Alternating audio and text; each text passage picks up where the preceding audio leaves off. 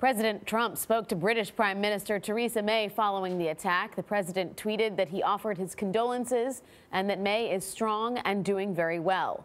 Police departments across the U.S. are on heightened alert, especially in New York. The city is a top target for terrorists. Anna Werner is in Times Square, where security has been stepped up. Anna, good morning.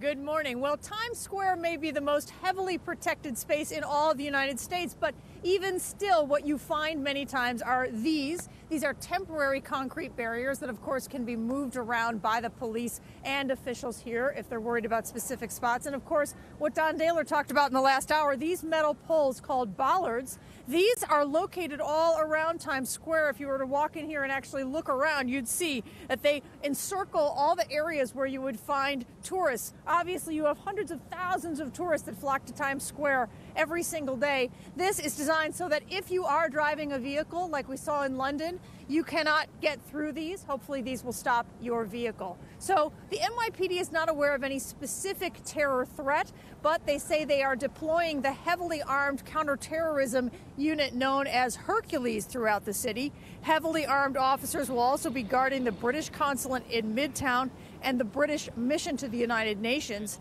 Now, after the attack in London, the police commissioner in New York also made a clarification to department policy, giving officers the go-ahead to open fire on any moving vehicle being used as a ramming instrument of terror.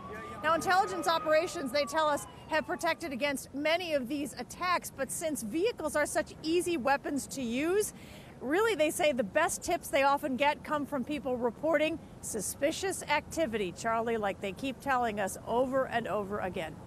Thank you.